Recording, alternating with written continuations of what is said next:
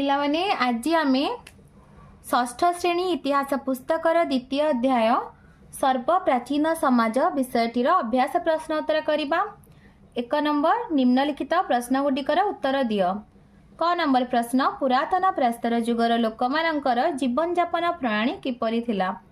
उत्तर पुरातन प्रस्तर जुगर मनुष्य खाद्य संग्रह पाई जाजावर जीवन जापन करुथिले। सेमाने जो स्थान रे किछि समय रहुथिले सेही अंचलर फलमूल शिकारर अभाव देखादेले से स्थान छाड़ी अन्य स्थान को जाउथिले।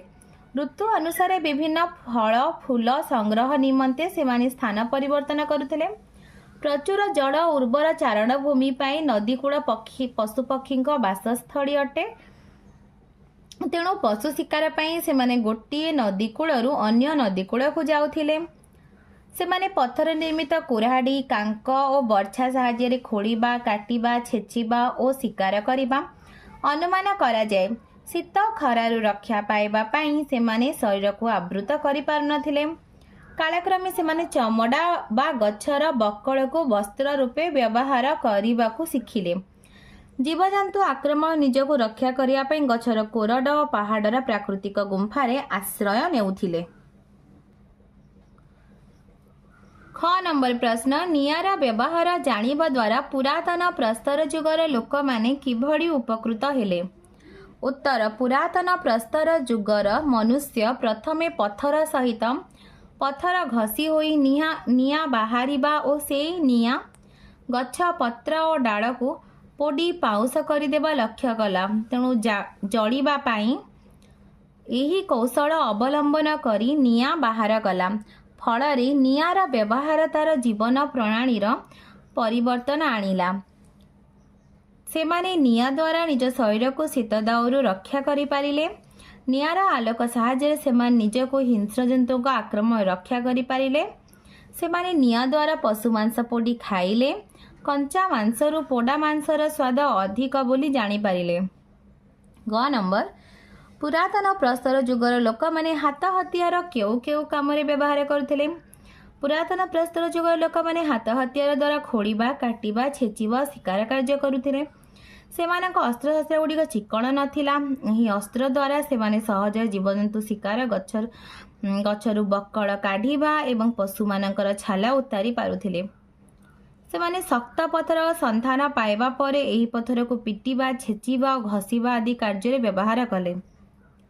पंजाब सोन नदी उत्तर प्रदेश बिला नदी उपत्यका दक्षिणात्य मालभूमिर केतेक स्थान और चेन्नई निकटर शक्त पत्थर रे तैयारी से जुगर हातुड़ी आविष्कृत होईछि। घ नंबर नूतन प्रस्तर जुगर अस्त्र शस्त्र पुरातन प्रस्तर जुगर अस्त्र शस्त्र मध्य थिबा तफात गुड़िक लेख। पुरातन प्रस्तर जुगर अस्त्र शस्त्र गुड़िक सुंदर बा चिकण नथिला किंतु नूतन प्रस्तर जुगर मनुष्य माने व्यवहार करुथिबा अस्त्र शस्त्र गुड़िक अधिक उन्नत सुंदर धारुआ और चिकण थिला। पुरातन प्रस्तर जुगर अस्त्र शस्त्र द्वारा सहजरे जीवजंतु शिकार गछरू बक्कल काढ़िबा और पशु मानकर छाल उतारिबारे साहाय्य करुथिला। मात्र नूतन प्रस्तर जुगर अस्त्र शस्त्र शिकार व्यतीत अन्य कार्य व्यवहार करा जाउथिला।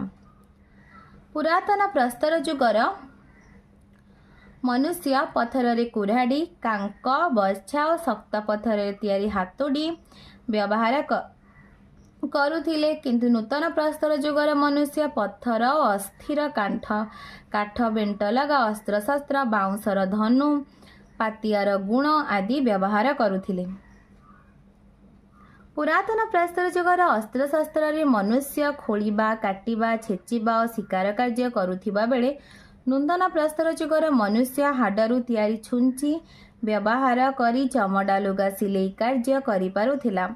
पुरातन प्रस्तर जुगर पत्थर निर्मित हातुड़ी चेन्नई निकटरू आविष्कृत होइथिबा बेले नूतन प्रस्तर जुगर हाथ हथियार ओडिशार मयूरभंज जिलार कुचेई कुलणा बैदीपुर आदि स्थानरू आविष्कृत होइछि। व नंबर आदि मानव क्यों पशु मानक पालुथिला और सेही पशु मानक ठारू की प्रकार सुविधा पाउथिला। आदि मानव प्रथमे शिकार कार्य रे साहाय्य पई कुकुर पालन कला। ସେମାନଙ୍କୁ କୃଷି କାର୍ଯ୍ୟରେ ସାହାଯ୍ୟ କରିବା ଗାଈ, ମେଣ୍ଢା, ଛେଳି, ଗଧ, ଘୋଡ଼ା, ବଳଦ ଆଦି ପଶୁପାଳନ କରୁଥିଲା। ସେମାନେ ପଶୁମାନଙ୍କଠାରୁ ପାଉଥିବା କ୍ଷୀର ଓ ମାଂସକୁ ଖାଦ୍ୟ ରୂପେ ବ୍ୟବହାର କରୁଥିଲେ।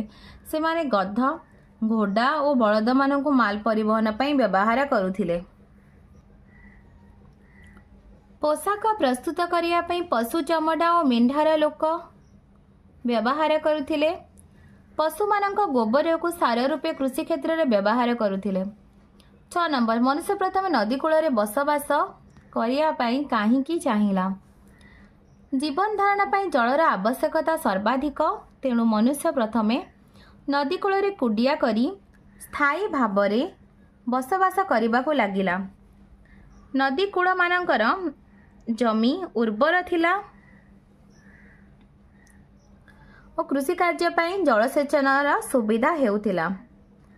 ନଦୀ କୂଳମାନଙ୍କରେ ପ୍ରଚୁର ଜଳ ଓ ଉର୍ବର ମାଟି ଥିବାରୁ ତାକୁ ଶସ୍ୟ ଉତ୍ପାଦନ କରିବା ପାଇଁ ସୁବିଧା ହେଲା। ପରବର୍ତ୍ତୀ ସମୟରେ ଗହମ, ଯଅ, ଧାନ, ଫଳ ଓ ପନିପରିବା ଚାଷ କରି ଶିଖିଲା। ନଦୀ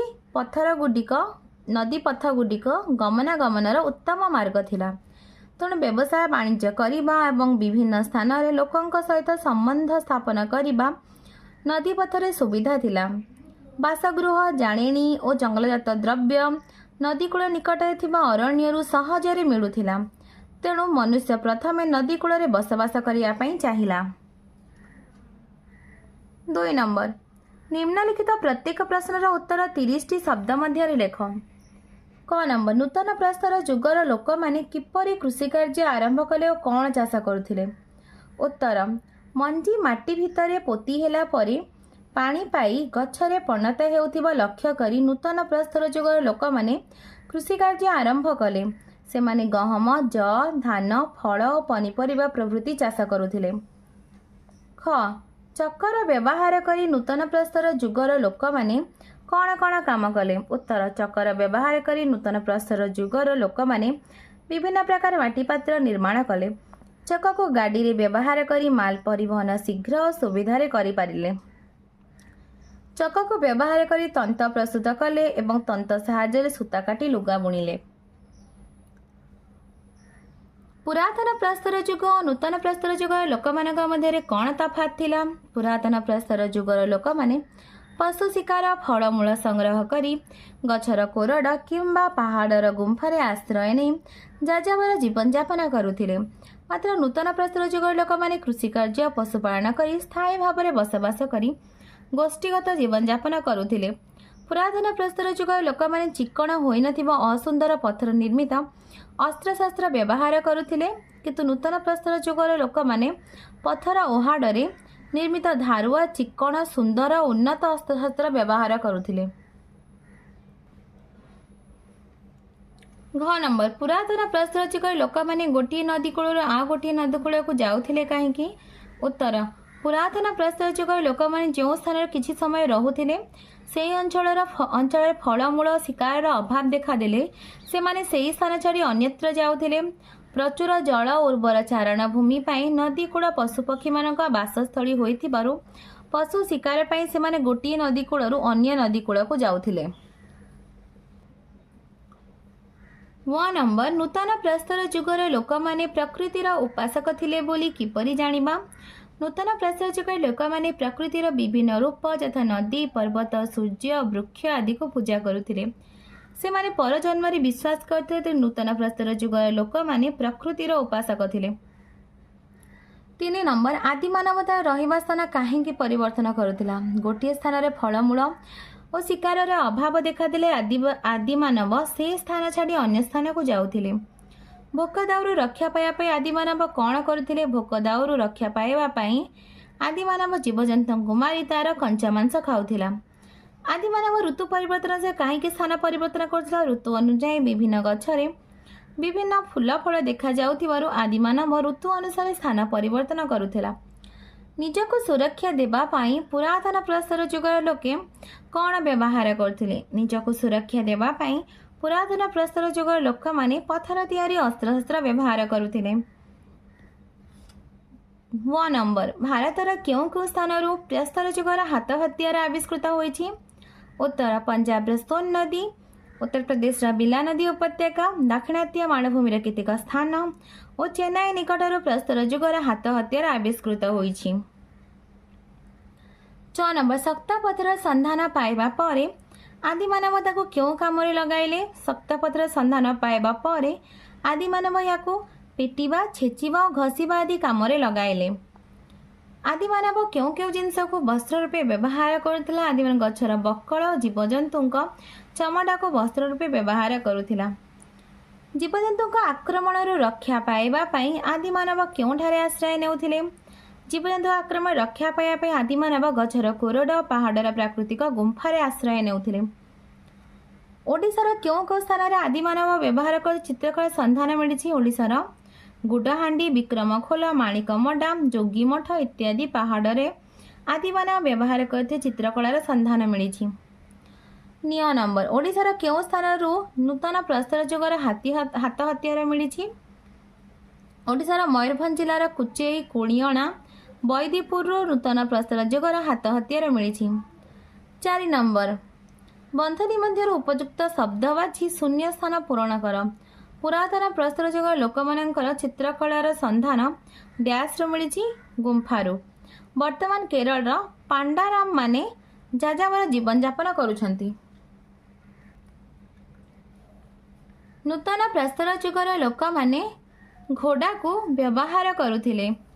प्रस्तर जुगर मनीष को चक व्यवहार परिवहन कार्य साहाय्य करुथिला। मनुष्य प्रथमे नदीकूल स्थान रे स्थायी रहिबा शिखिला। गुंफा आश्रय, कुकुरा शिकार कार्य, पशु चमड़ा पोशाक, गोबर सार, चक परिवहन। पिलाने तुमको वीडियोटी भल लगे लाइक एंड सब्सक्राइब करिवो, निज संग पिला मानक शेयर मध्य करिवो।